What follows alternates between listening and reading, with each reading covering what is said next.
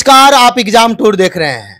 BPSC TRE को लेकर क्या एग्जाम तय सीमा पर होगा और अन्य राज्य के जो बच्चे हैं या महिला हैं या एससी एसटी कोई भी अन्य राज्य के, वो थोड़ा सा ध्यान देंगे।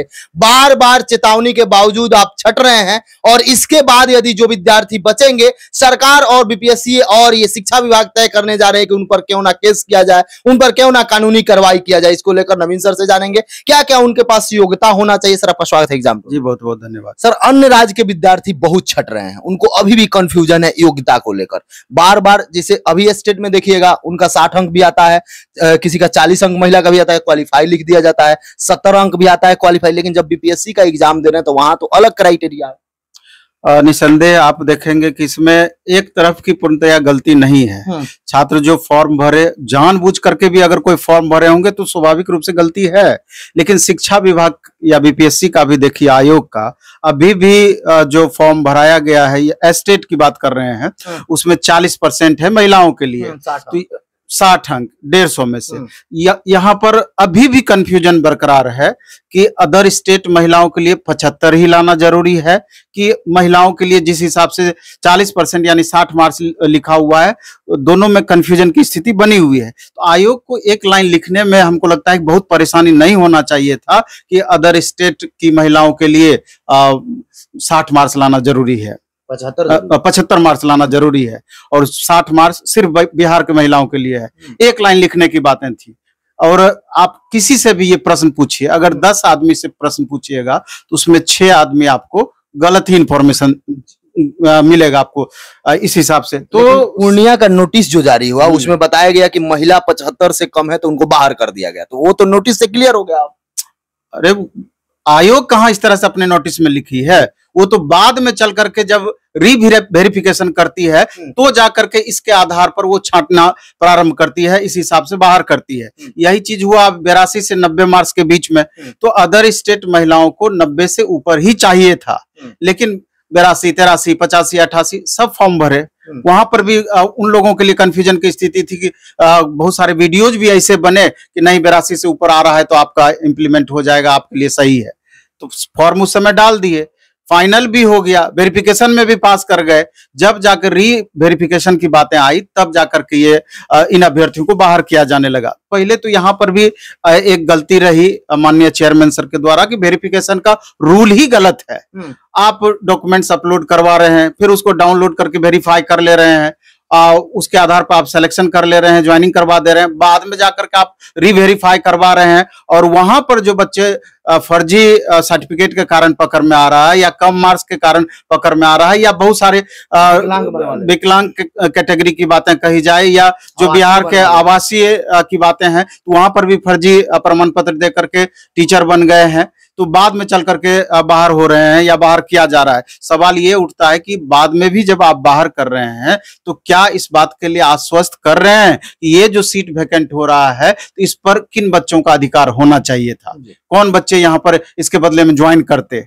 तो अगर शुरू में ही कर लिया जाता तो बहुत सारे अभ्यर्थियों को इसका फायदा मिल पाता और लगभग समझिए 15 से 20 हजार अभ्यर्थी लगभग इस तरह के होंगे जो कि अलग अलग कारणों से बाहर हो रहे हैं। तो आखिर 20 हजार अभ्यर्थी के साथ तो धोखा हुआ है। इसमें पूरी तरीके से बीपीएससी या शिक्षा विभाग की गलती है, इस तरह से नहीं किया जाना चाहिए था। लेकिन अब ये अलर्ट होना चाहिए कि अदर स्टेट के कैंडिडेट, चाहे यूपी के हों, झारखंड के हों या जहां के भी हों, अदर स्टेट के कैंडिडेट जब भी बिहार का फॉर्म भरें तो इन छोटी छोटी बातों पर ध्यान बिल्कुल भी दें, जिसके कारण से उनको बाद में परेशानी का सामना ना करना पड़े। कॉम्बिनेशन को लेकर के भी बहुत बड़ा इशू है। कॉम्बिनेशन के कारण आप देखेंगे कि सब्जेक्ट कुछ है, स्टेट किसी सब्जेक्ट से पास कर गए हैं और फिर उसके आधार पर ज्वाइनिंग भी आप कर लिए हैं, वो भी छट रहे हैं। तो बिहार के अभ्यर्थियों के साथ भी कॉम्बिनेशन को लेके प्रॉब्लम है। मेरे नजर में भी अभी बहुत सारे ऐसे अभ्यर्थी थे कि एक्चुअल में उनको मैथ स्ट्रीम में होना चाहिए था, लेकिन वो साइंस स्ट्रीम से पास कर गया स्टेट, ज्वाइनिंग भी कर लिए, ज्वाइन भी हो गया और बाद में कुछ वेरिफिकेशन में बाहर हुए और कुछ अभी भी जॉब कर रहे हैं, बने हुए हैं। सर, इस बार एग्जाम हो जाएगा या नहीं? क्योंकि विद्यार्थी के मन में ये चल रहा है कि अपरिहार्य कारण से आगे बढ़ सकता है या घट भी सकता है, घटने का तो संभावना नहीं है, क्या लग रहा है? बीपीएससी के इस प्रकरण से या शिक्षा विभाग से कि तीसरी बार ये बढ़ाया गया है डेट, अब एक फ्रस्ट्रेशन सा हो गया है और एकदम जो पढ़ने में जोश और जज्बा उनका जिस हिसाब से पहले देखा जा रहा था वो एकदम शिथिल हो गए हैं, क्योंकि उनको अब भरोसा नहीं हो पा रहा है। क्योंकि एक लाइन उसमें भी लिख दिया है कि अपरिहार्य कारण से डेट एक्सटेंड भी किया जा सकता है या अस्थायी एक तरीके से नहीं होने वाली बातें कही गई है। डेट तो दे दिया गया है, लेकिन एक लाइन उसमें कंफ्यूजन वाली स्थिति जोड़ दिया गया है। तो मेरे हिसाब से चूंकि 24 अगस्त का अभी TRE-4 का डेट दिया हुआ है, वो तो समय पर नहीं होगा, ये बात तो तय है। कितना लेट हो आपका, अब कितना लेट होगा, बहुत ज्यादा लेट होने की बातें तो नहीं बोल रही है बिहार सरकार। ज्यादा ज्यादा 15 दिन, महीने दिन की बातें हो सकती है, लेकिन भरोसा कुछ भी नहीं है। जिस हिसाब से अगस्त का एग्जाम को मार्च में कर दिया गया था, उसके बाद 3 स्टेप में पहुंचाकर फिर अगस्त में ही एक तरीके से पहुंच गया है, ये स्थिति बन गई है, तो उससे फायदा क्या हुआ है?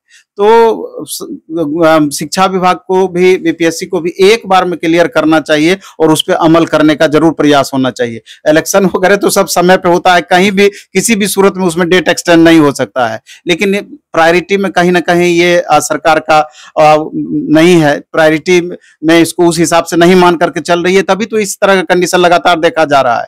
इसलिए छात्रों को हम ये कहना चाहते हैं कि जो कि हमेशा हम बोलते हैं कि बहुत बातें आपके हाथों में नहीं होती है, आपको सिस्टम के अकॉर्डिंग चलना होता है। ज्यादा से ज्यादा आप क्रिटिसाइज कीजिएगा, 2 बात बोलिएगा, लेकिन करना वही है जो तय करेगी सरकार। तो आप अपना तैयारी को मेंटेन रखिए, सब चीज पढ़ा हुआ, ये बात हम मानते हैं। TRE-3 जिनको देना है तो अधिक से अधिक रिवीजन और अधिक से अधिक प्रैक्टिस में आप बने रहें और इस बीच में अपने परफॉर्मेंस को और इंप्रूव करने का प्रयास करें। एग्जाम तो होगा ही होगा, 15 दिन लेट से हो या 20 दिन लेट से हो, एग्जाम होना ही होना है, ज्वाइनिंग भी होना ही होना है। 1 to 5 में कितना अंक आ रहा है मैक्सिमम जो विद्यार्थी आपके यहाँ टेस्ट दे रहे हैं, कितना स्कोर कर पा रहे हैं? नहीं, इसमें 2 तरह की बातें हैं। जनरली अगर देखा जाए तो पिछले टेस्ट में लगभग हमको लगता है 95 हाईएस्ट था। 120 को अगर आधार मानते हैं तो 95 था। तो कभी 100 भी पहुंच जाता है, कभी 85-87 भी पहुंच जाता है। ये तो निर्भर करता है कि क्वेश्चन का लेवल अगर थोड़ा सा ट्विस्ट किया जाता है तो मार्क्स घट जाता है। तो स्टूडेंट को इस माध्यम से आकलन करना चाहिए एग्जैक्ट कि हमारा रैंक पर इसका क्या प्रभाव पड़ता है। ये नहीं कि एक बार हम 50 के अंदर आ गए, दूसरे बार हम फिर 300 से ऊपर निकल गए। तो एक फ्लक्चुएशन लिमिट होना चाहिए, पहली बात। दूसरी बात कि हमेशा हम बोलते हैं कि कभी भी टॉपर से कंपैरिजन नहीं करना है, क्योंकि आपको मार्क्स आ रहा है, कोई महिला कैंडिडेट है तो 65, टॉपर को आ रहा है 85, 20 मार्क्स का दायरा हो गया। तो ऐसा नहीं है कि 65 या 70 पर रिजल्ट नहीं होता है। तो बिरले वैसे होते हैं, 2-4-5% या 1-8% वैसे हो सकते हैं जिनको उतना अधिक मार्क्स आता है। रेयर हर जगह होता है, तो इसलिए उससे कंपैरिजन करेंगे तो आप परेशान हो जाएंगे। इसलिए रिजल्ट के लिए एक एवरेज से बेहतर आपको करना होगा।